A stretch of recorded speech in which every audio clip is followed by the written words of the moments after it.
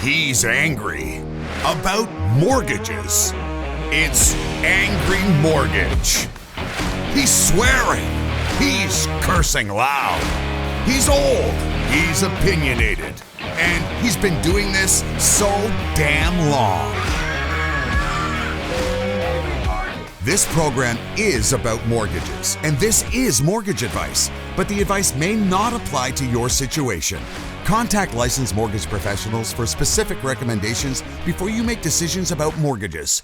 You may not agree with Ron, but if you don't, he thinks you're wrong. Oh, and did we say there is a lot of swearing?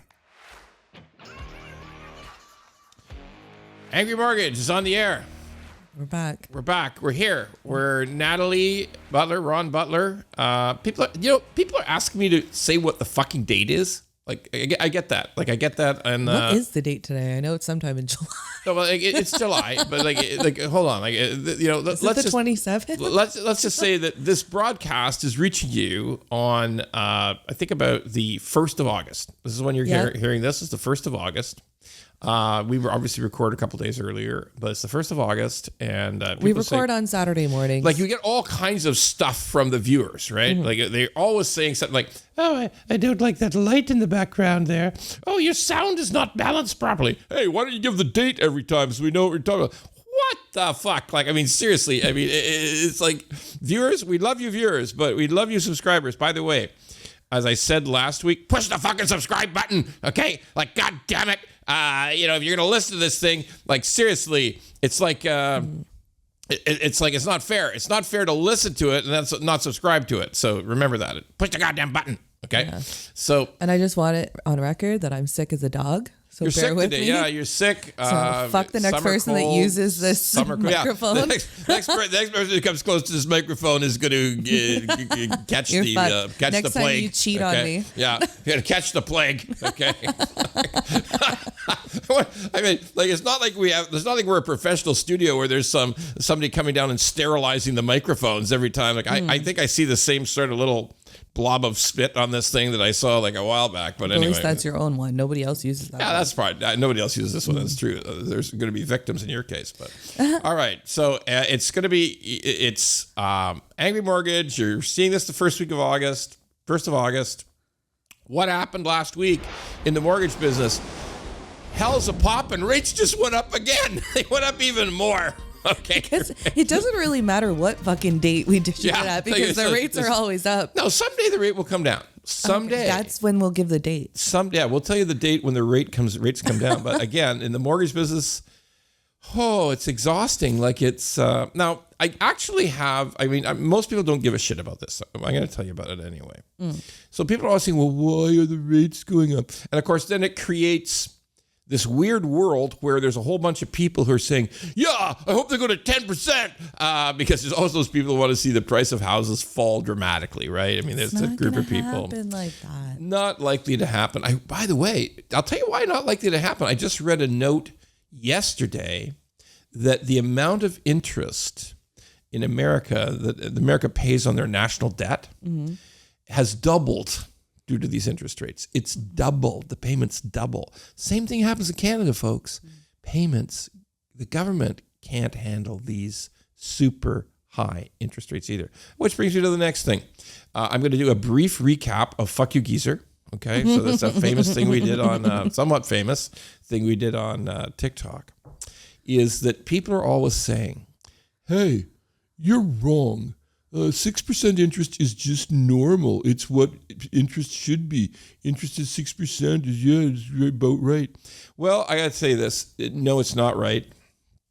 And everybody who says that is some old geezer who bought their house for fucking $57,000, or for $109, or bought a anything less than $200. Oh my God! And again, for the 1,000th time, because it just never ends, I've got to point out that 25 years ago, the average house price in Canada was about 2.5 times average family income. It is now enormously more. If you go to Vancouver, Isn't it it's 5 like, or 6. No, if you go to Vancouver, it's like 13 times. Oh, well, that's you go down into 416 Toronto, it's like 10 times, 11 times. Okay, like we've just got to understand this massive effect of batshit crazy house prices. Okay, we got to understand it, and we also have to understand that our governments, at all levels, province, city, federal, piss money away. Like they just disintegrate money. They run deficits all the time. I don't know whether I may have said this before on the podcast, but the province of Ontario is the most indebted entity in the world that's not its own country. Wow. So let me just break that down. So if you're like Spain, you're your own country. Okay, yeah. You can run your own debts, it's fine. But if you're Ontario, you are just a province. You're not at your own country. Okay? No. Or you're like a state. You're like Ohio or Florida or something. Okay. By the way, in many states in the Union, many states in the United States, they have state constitutions that say they have to run balanced budgets. That if you owe money at the end of the year, you have to pay it back the next year, or everybody in the whole state house gets fired. Okay, wow. Like it's against the fucking law to run deficits. In Ontario, the only people who have bigger debt than Ontario are countries. They're sovereign nations. There's no like state, province, and no other province, no other state in Australia, no other place in Switzerland. They have these things called cantons. There's no other state of the union, province, state in Australia. Nothing. Nobody has as much debt as Ontario in the world, except for countries. Okay. Wow. So we have to consider that, boy, there's so much debt, and it has an interest rate attached to it. And then people say things like, oh, don't worry. If the debt gets too high in Canada, we'll just raise taxes. No, fuck you. Taxes too high already. Okay. Like no more taxes. Canada, too much taxes. Way bad taxes in Canada. Don't talk about, don't worry about the debt. We'll just raise taxes. Good grammar there. Way bad. Taxes. Way bad. Way bad. Like I'm using it's no good. I'm using like Sudbury grammar here. Love you, Sudbury. Great town. We do business in Sudbury. Thank you. We love everybody there. But Sudbury grammar, way big. Okay. It's way big, no good. Oh, good. All right. So anyway, mortgage rates up. So here's the wild part. We actually have some mortgage rates that are touching 7. So like 1 year rates like coming close to 7. Yikes. So the qualifying rate, you always had 2% in Canada 9. As a stress test. Like 9. Like you said, 9. Who the fuck can qualify at 9? My God, it's like berserk. So yeah, slowing down. Everything's slowing down. Mortgage world's slowing down. Real estate world's slowing down. I don't know how slow it's going to get, but it's looking to get slow. Okay. So we promised everyone last week that we would talk about new construction. We're going to talk a little bit about how it all works for the consumer. If you want to buy a new construction house or buy a new construction condo. And then we're going to talk about how it works for the industry, like for the people who actually build the houses and things, build the condos. First of all, I got to put it out there. Ron Butler is like the farthest fucking thing in the world from a builder. Okay? No, like I am so far. Like I could change a light bulb in a lamp. Okay. But if you give me the pot light in the kitchen to change, I ain't doing it. Okay. Like Mrs. Butler's doing it. Like I am not doing it. I am not only can I not adequately get up the ladder because I feel in fear of my life for those, those 4-step ladders. Okay. I feel in fear of my life, but I also am just totally shitty at it. I couldn't build anything, folks. I understand that the blunt end of the hammer is probably where you hit the nail, and that's about it. So I know absolutely nothing about building. Genetics prevailed because your son's the same way. So we have a family of non-construction people. We are excellent hirers. We will hire the shit out of people who can do things, okay? But I don't know. You tend to marry the women that could just take care of it. Could try to fix things. Yes, exactly. But listen, I mean, we're great hirers of people to help us, but we are pure shit at building anything. So like I know nothing about it, but I know people who tell me about it. Like there's people who tell me about what the problems are, and I can relate that. But yeah, I'm going out on a limb here and saying I know nothing about building anything, except the financing and the costs. I have a pretty good idea of that. Sure. Okay. So, and so we're going to talk a little bit about that. So let's talk about when you're a consumer, when you're a borrower, when you're somebody who wants to buy a new construction home.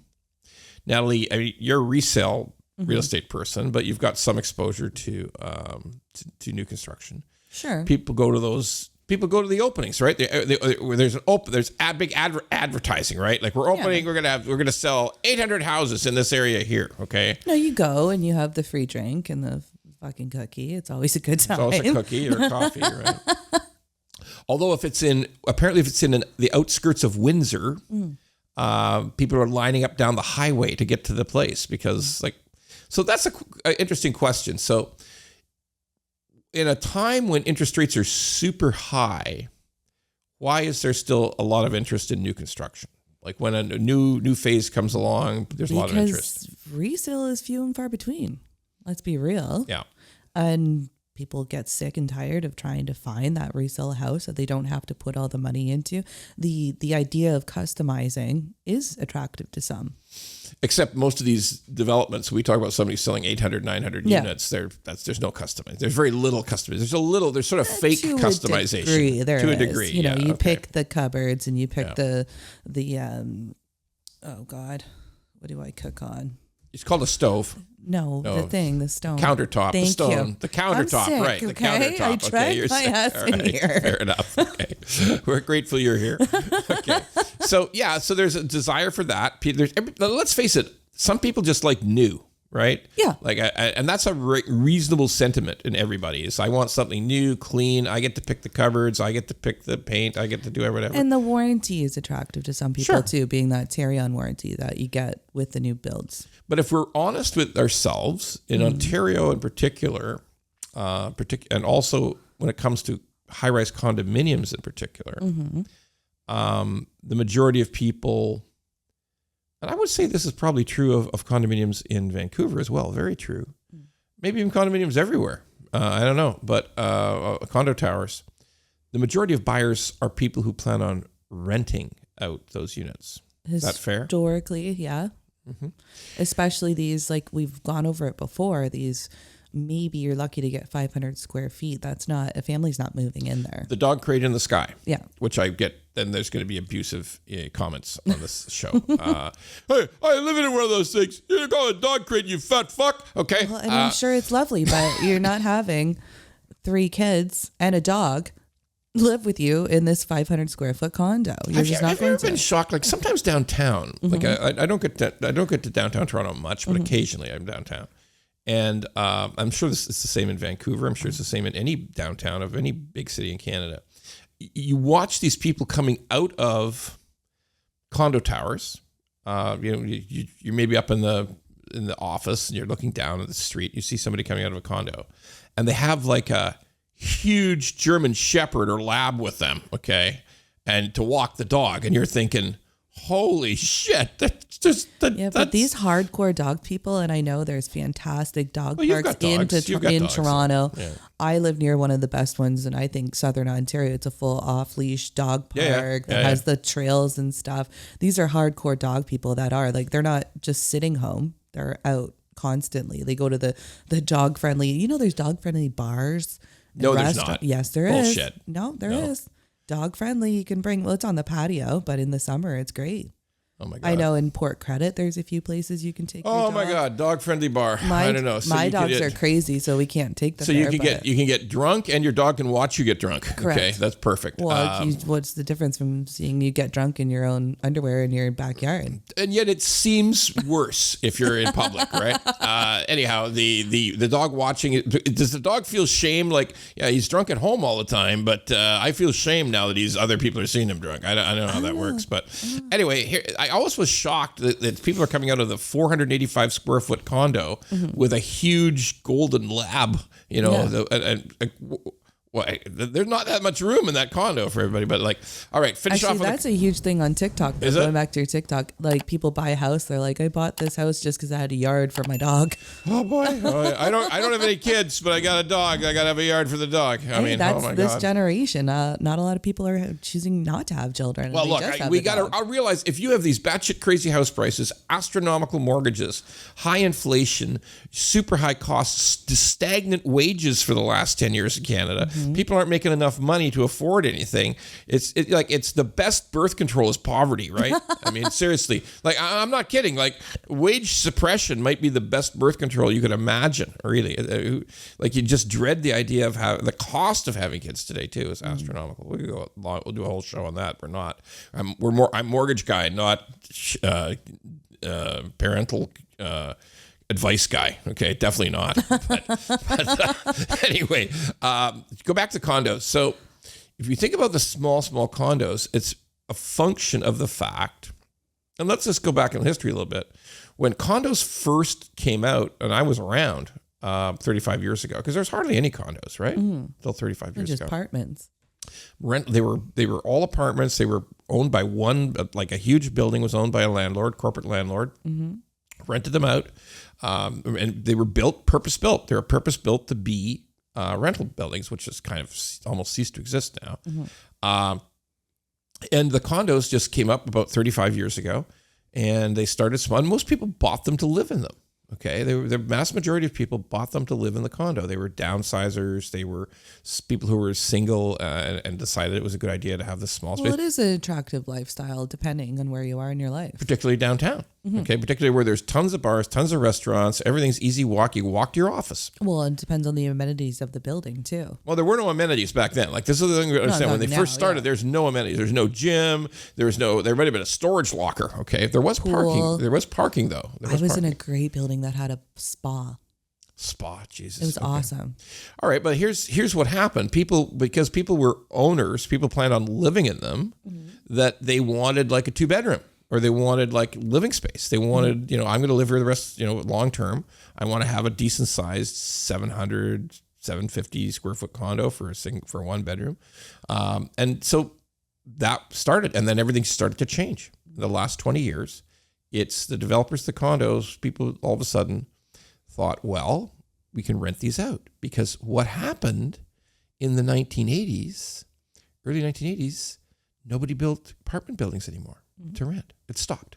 We don't have the time to do all the reasons behind it. A guy that I know, a bit of a friend of mine, could actually tell you about the government policy that ended it, okay? Because there was support for that. There was government support, federal, provincial, support for those homes, for those apartments, where people could have low-cost rents. And there was a bit of a financial crisis in the late 1970s, early 80s, and it went away. It just disappeared. In the 80s particularly, there was a bit of a financial concerns of Canadian debt, and they just said, well, that's an area we got to take away. Same time as the condos were growing up.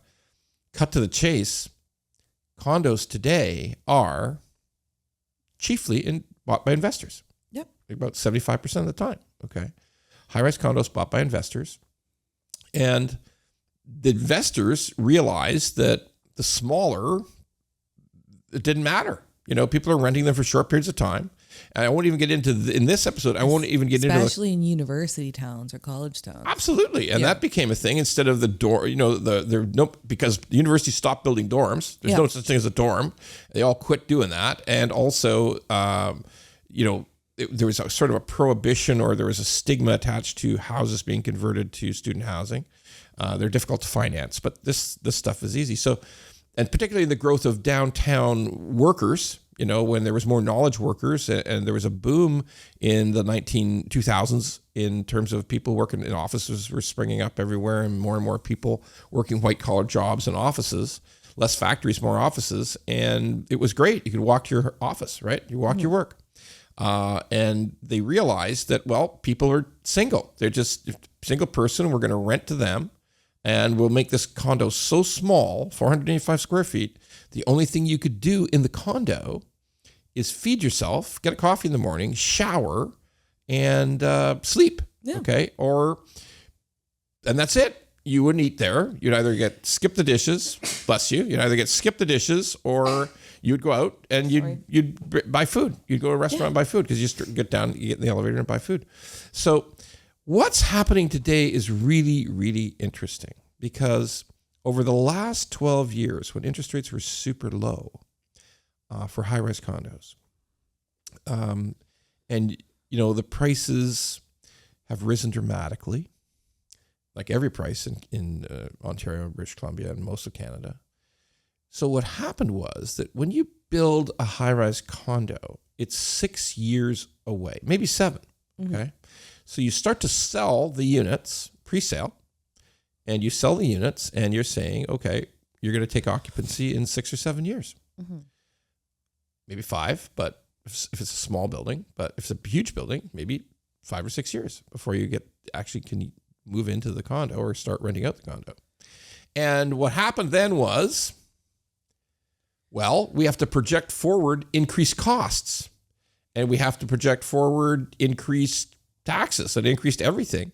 So if there is a building on one side of the street that's already there, and it's going for, it's typically selling for like $1,000 a square foot, then we've got to be $1,300 a square foot, because by the time we get there, we're going to spend a lot of money. It's going to be more expensive. And the other horror show is the price of everything in real estate for about a decade was rising at 6 or 7% a year. Yeah. Okay. So we can do it. It'll be great.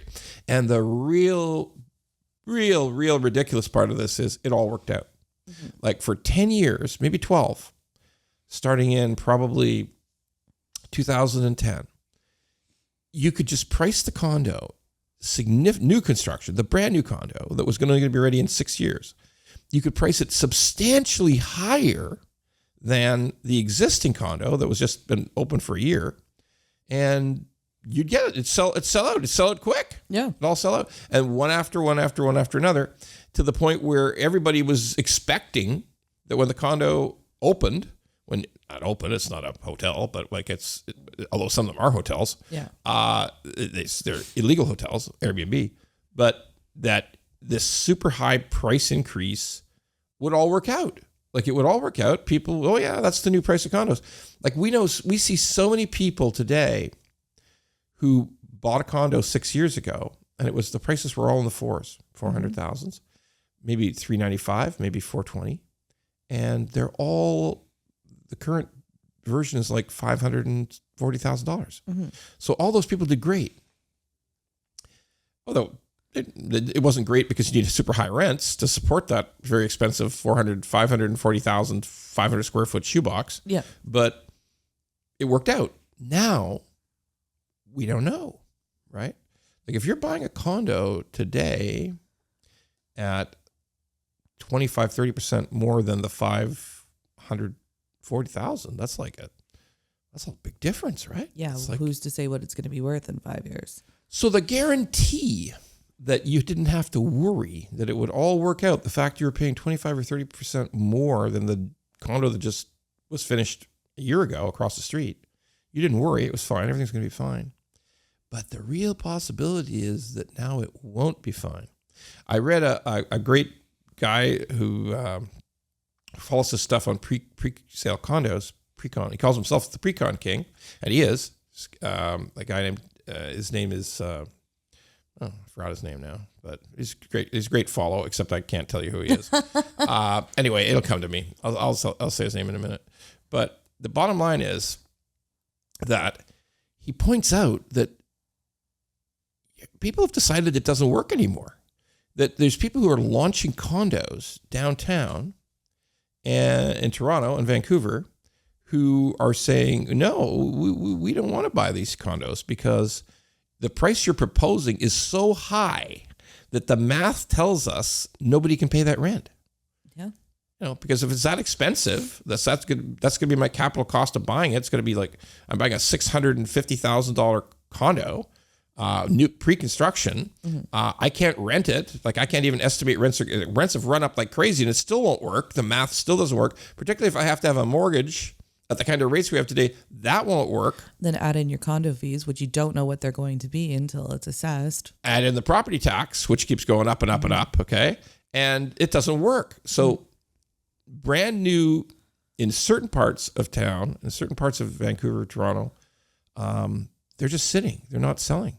They're not selling. And that's something very new and possibly very worrying, because that means the people who are looking to see their condos completed in the next 2 years, maybe that won't work out at all. Mm-hmm. Maybe the appraisals won't work out.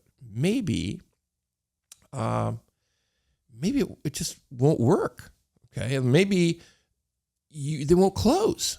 I mean, look, it's the same as true for everything in the world. If you are going to expect prices to keep on running, and you're making a bet 5 or 6 years out, your bet may not come true. It's a gamble. It wasn't a gamble. Like, it worked out great for a decade, maybe 12 years. Everything was fine. And a lot of people would argue with me and say, no, Ron, you're crazy as usual. I mean, prices are just going to keep going up and up and up. But maybe the math just won't work. And that's what we say to people who are considering. And by the way, that's why those condos will sell today in 905 projects, because the 905 is cheaper. Okay. It's a lower cost. Well, it's the puddle effect. You've got Toronto in the middle. Yep. And then as it goes out, the circles, it gets cheaper. Exactly. Yeah. Okay. Same with Vancouver and any other big metropolis. That's just what happens. But the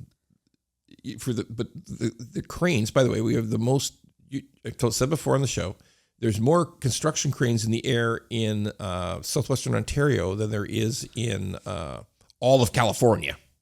Like, what the hell sense does that make? I mean, it's nuts, but we still have a lot of these condos coming, okay?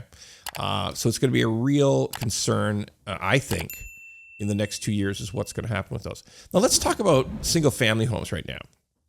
So that's also a big area of construction, and we need more single-family homes. We need more towns, stacked towns. We need townhouses. We need stacked townhouses. We need semis. The one thing we know for sure on southwestern Ontario, British Columbia, is we have a supply problem. We don't make enough. Definitely. We don't build enough homes. Okay. So here's the real unbelievable mess we're in now. Because you have to finance, like, you need to, if you're a developer, if you're a builder, you want to build homes, you've got to finance that time period by the time the guy puts it. So you got people who come into your new home place and they're putting deposits on the homes. Mm-hmm. Like you said, here's a cup of coffee and a cookie, and here, sign here. Okay. Sign here for $1.3 million for the new place. So the problem they have is that if you're always wanting to build the next phase, right? That's the way new subdivisions work. They work in phases. So you always want to build the next phase, or you always want to build the next infill area, but you've got to buy the land, and then you've got to do all the soft costs, the permits, the plans. You're paying out your ass even before a shovel's in the ground. Big time, huge amounts. You got to finance that. Now, sometimes people say to me, well, wait, aren't these builders rich? They're all rich. You've said before that they're all like 5 rich families, and they're all rich, and so why can't they just do it for cash? Hey, you can't do it for cash. It's too much money, okay? Like, it's too much exposure. Bang, you hit it. Too much exposure, okay? Yeah. Like, smart people know you try to do as much as possible with other people's money, not your own. And if you're a builder, you don't have much choice, because you've got all these phases of things happening. You've got the phase that's finishing. You got the phase that's halfway done. You've got the phase that you've got to start, and then you got the phase where you've got to buy the land. Okay, like, if you've got to keep the production line going. Okay, and that has to be financed. I don't care how rich you are; it has to be financed. And right now, that construction financing is so much more expensive than it was. Okay, so if you're that builder building a new subdivision, it's gone from 3.5% to 8.5%, 9%. It's a lot. That's a huge increase. You've got a materials increase. We'll talk about tradespeople in a second, but you've got these massive increases that you're looking at in terms of your financing cost. And you sit back and say, wait a second, my financing costs are through the roof. And I don't know at the end of the 2 years or 3 years, by the time I'm finished, I don't know if enough people will be able to afford the mortgages. Like I can sell them. Like I can get people to sign up for the pre-sale, put 10% deposits, maybe sometimes 20, but I can get them to put big deposits, and that's great. But what if they can't qualify for the mortgage at the end of that phase? Yeah, because just because you got pre-qualified when you go and sign the papers, that's not in stone. That's not in stone for the next 2-3 years when they're building. It's just not. It's like this. If you're a big builder, if you're a good sized builder, you can make an arrangement with one of the big banks. And you could say that, we're going to guarantee the rate. It's a high rate. It's a relatively high rate, but we can guarantee the rate for the next 2 years. Okay. But maybe 18 months, maybe 2 years. But and that's a good idea to do. Obviously, people should do that. Even if you don't like the rate, you should guarantee yourself that you'll be able to get financing. Get something, yeah. Get something. But not every, but we don't know weren't people surprised who bought 2.5 years ago? I mean, like if they didn't bother to get the construction financing through the big bank that the builder was working with, or they expired because it just took a little bit too long to finish. Because they do expire. Because sometimes they do expire. They're 18 months or 24 months, mainly 18.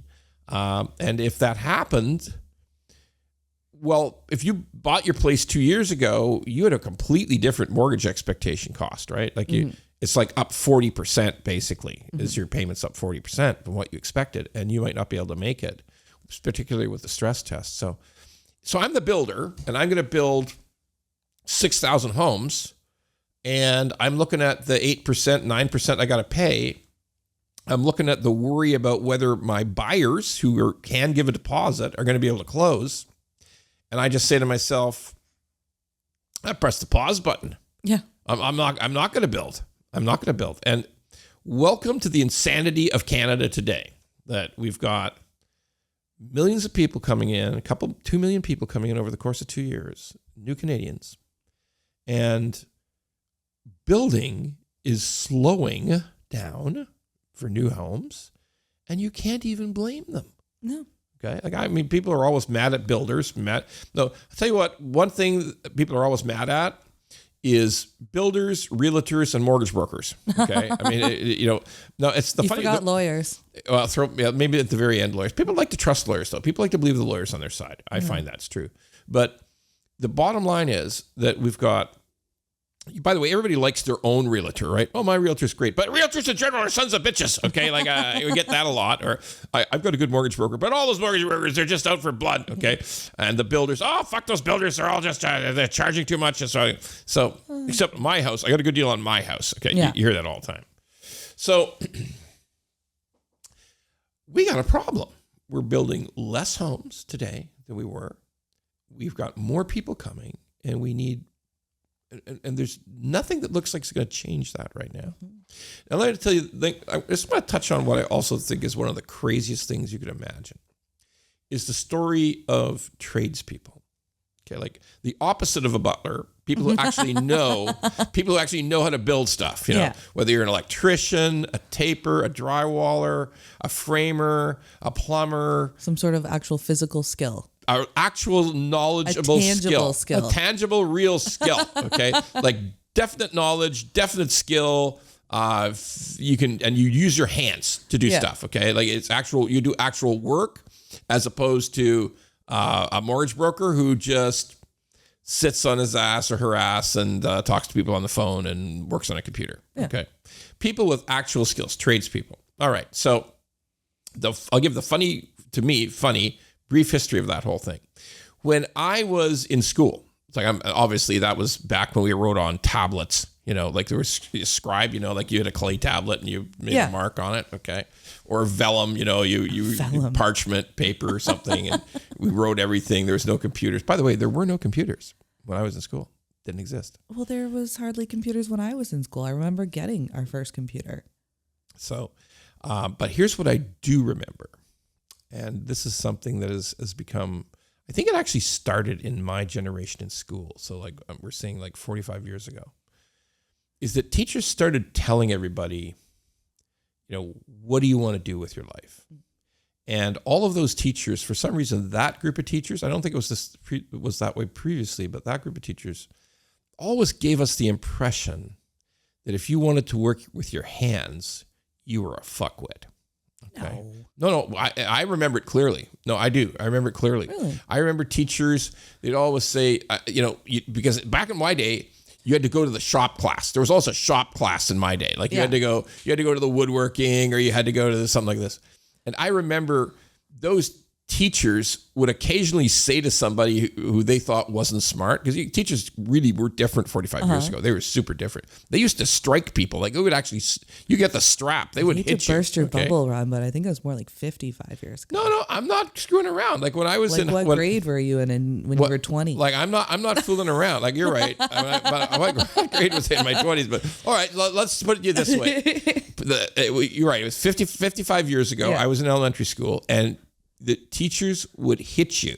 Okay, there was nothing wrong. There's nothing wrong with somebody hitting your hand. Like my wife always tells the stories with the nuns coming by in her Catholic school and whacking the shit out of her hands with a ruler. Okay, just for nothing in general. Okay, and certainly there was the strap existed when I was in elementary school, all this stuff. But I also very clearly remember in high school that when you went to the shop class, there was occasionally the shop teacher would say to someone, "Hey, Marvin, you better pay close attention to this because you're sure as hell going to need to work with your hands."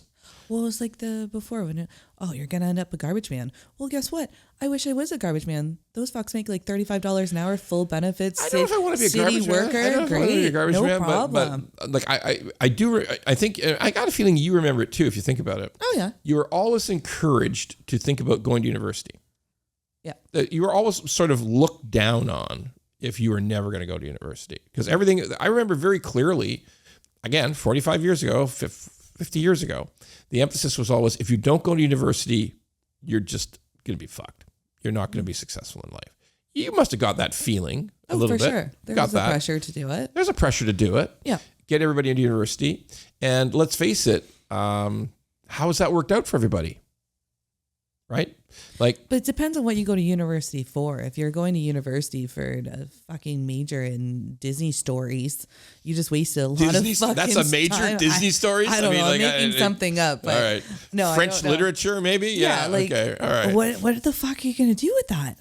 Obviously nothing. Yeah. Although I'm not going to fight the fight about a well-rounded education. But here's what I will tell you for goddamn sure. Mm-hmm. If your dad was when I was a kid, if your dad was in construction, a few of them said, "Yeah, I would like to see you take over my little construction company, son," because it was all son back then. You know, there was no women in construction 55 years ago. I'm glad there is today, although apparently the swearing has not reduced, even though there's women in construction. No, it's actually worse. Probably worse. Yeah. But but it's not like we have any swearing on this show, right? No, fuck no. Anyway, the point is that there was no doubt, you couldn't say this in any simpler way, that if in many cases even fathers told their sons that you need to get out of this, like, I don't like having to work in the outdoors in the cold and the wet, whatever.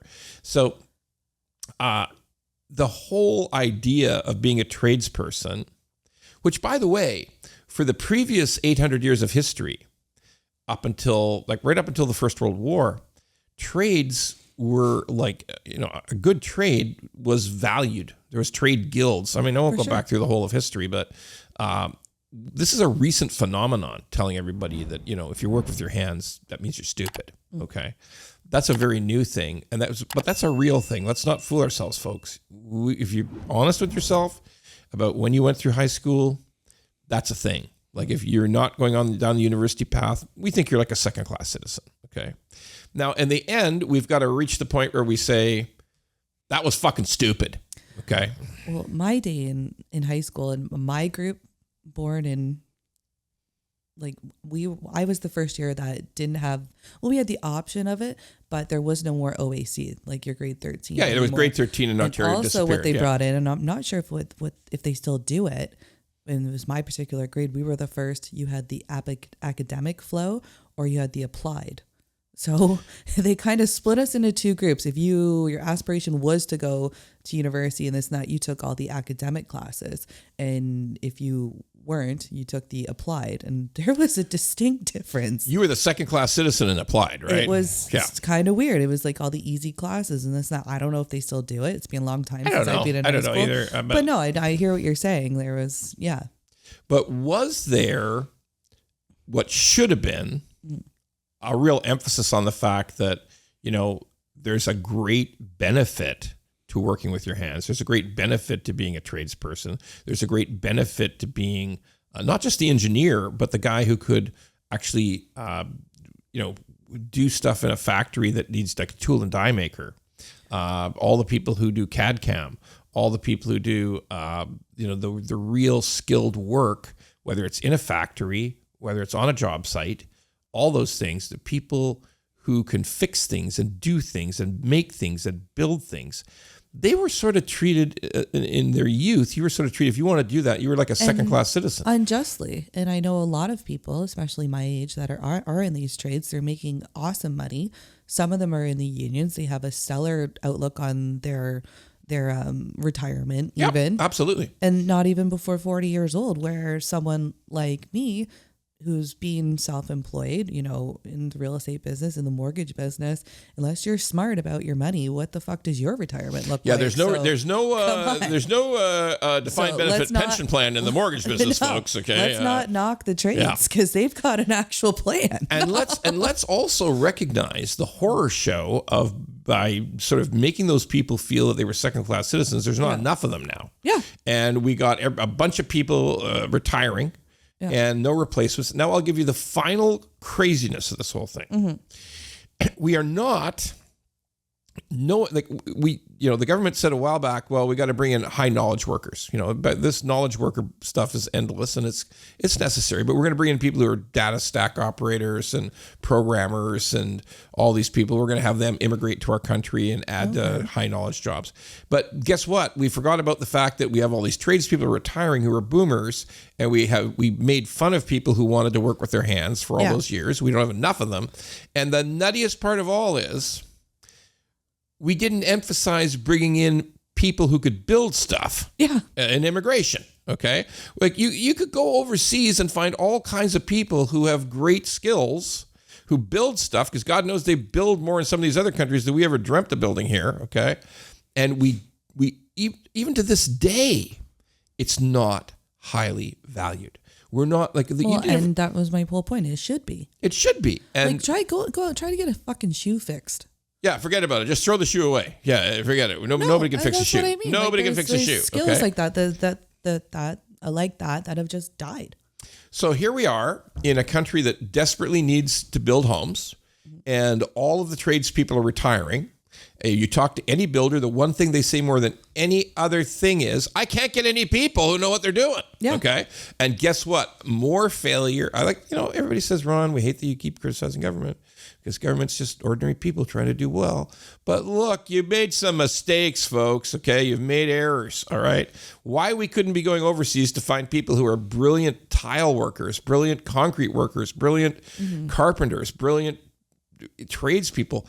Why can't we emphasize that? Because, by the way, they don't need a lot of training once they get here. Yes, the real high-skilled stuff like the electricians and the plumbers may need recertification, whatever the case may be. Mm-hmm. But sweet Jesus, I think we could get a framer.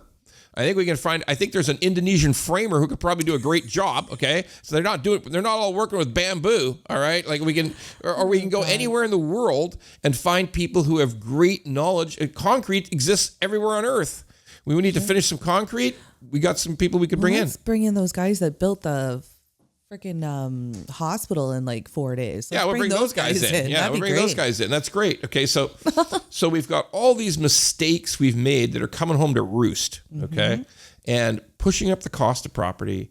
So to bring it back home again, to finish off, we've got the ultimate craziness of bringing in more people, not building enough homes to put them in, and not bringing enough skilled people who know how to build those homes to put them in, and then the Bank of Canada raising the cost of financing to the point where builders and developers are saying we got to push the pause button because we don't know how we're going to afford to do this. Okay, in other words, a massive crisis that has to be addressed. So we're going to now come to our favorite part of the program. What the actual fuck? Like, what the actual fuck has happened that they've now moved the housing minister, the federal government has now moved the housing minister to immigration so they can bring more people in. I think he's not in immigration, but there's the interesting thing. The immigration minister is now the housing minister. Yeah, there was a big shuffle. Big cabinet shuffle. The immigration minister, who just brought in 2 million people, is now the housing minister to try to clean up his fucking mess. He's got to try to figure out where the fuck he's going to put the 2 million people, okay? Like, look, this guy's name is Sean Fraser. I actually... Unlike a lot of people in the real estate and the mortgage business, I spend a certain amount of time every week listening to political shows and listening to in-depth interviews of people. And I listened to an hour's worth of an interview of Sean Fraser, which is a friend of the show and a great guy and a brilliant man, David Hurley and his group. But they put on a wonderful show called The Hurley Burley, and it's a great podcast. But it's an hour long, and it's deep stuff. Like, it's talking to a politician for an hour. Most people can't listen to this podcast. You and I talking shit for like 40 minutes. Okay? But just talking shit about real estate and mortgages for 40 minutes. People can't even handle that. But some people say to me, well, we can't listen to a guy for an hour. But I listened to Sean Fraser, very smart guy. People, when they heard about the switch from immigration to housing, they said, "Oh, great! They're going to put the arsonist in charge of putting out the fire." Okay, I mean, but I wish the best for these people. I always say that. So what the actual fuck is, Minister Sean Fraser, please understand that this housing thing is a goddamn emergency. Mm-hmm. Like, it is an emergency. The most important thing you can do right now is treat it as an emergency. Because if we don't, it's going to get worse. Because we've got builders who are not building. We got more people coming. We got tradesmen who are retiring. We got everything going in the wrong direction. So the greatest thing you can do, Housing Minister Sean Fraser, federal level, you got to bring people together, because we got the provinces are in charge of what happens with the land. The municipalities are in charge of the actual zoning. We got the builders on one side. We need a big national conference to bring people together. Let's make it serious. Let's declare an emergency. Like, what the actual fuck does it take to declare this thing a fucking emergency? Again, we know there's a group of people who are very happy. They bought 15 years ago. They have small mortgages. Their house values have gone up like crazy. They may have old interest rates. I don't see there's a crisis in housing. Fuck me, there's a crisis in housing, I assure you, okay? Like, I absolutely assure you. So, Mr. Sean Fraser, it's an emergency. Act like it's an emergency. Call it an emergency, no matter what your political masters in the Prime Minister's office say. Oh, no, we don't want to call it an emergency. We want to tell everybody that we're doing a great job. Don't call it an emergency. No, fuck you. You got to call it an emergency. Don't listen to those fuckers in the PMO, okay? It's an emergency. Call a national conference. Say, October, we're going to have a massive conference. Bring in builders, CMHC, bring in the goddamn banks. They're the ones who are doing the financing. The municipalities, the big city mayors. We're going to bring in all the provincial premiers. It's going to be serious. We're going to talk about how we can coordinate things and fix this crisis. Because, Minister Fraser, if you don't think it's a crisis, you are wrong. Just go to the PMO, go to your friends in the PMO, talk to the Prime Minister and say, it's a goddamn crisis, and we got to call it a crisis. And if we don't call it a crisis, we're wrong. And if we just paper over some bullshit programs like, we can save $8,000 a year for down payment. It doesn't fucking matter if the price of houses going up $40,000. What's the $8,000 going to do for you? Nothing. Yeah. All right. That's not even closing costs. Forget about all these stupid little paper over theater political bullshit programs and say, we got to figure out a way to build houses, build purpose-built rentals, and we got to make a goal, and we got to put a 2-year goal in, and we got to meet it. We can't just move our mouths, bullshit words come out, and nothing ever happens. It's a crisis. Mr. Sean Fraser, take action. Take action now, or what the actual fuck? We'll be in worse trouble than we are today. Everybody thank you for listening to the podcast, and next week we're going to try to be angrier. If you like the pod, well, don't just sit there. Go to YouTube, Apple, Spotify, and all the other ones and like the pod. And don't forget to subscribe so we can keep being angry at mortgages and swearing about mortgages. Angry Mortgage could use your support.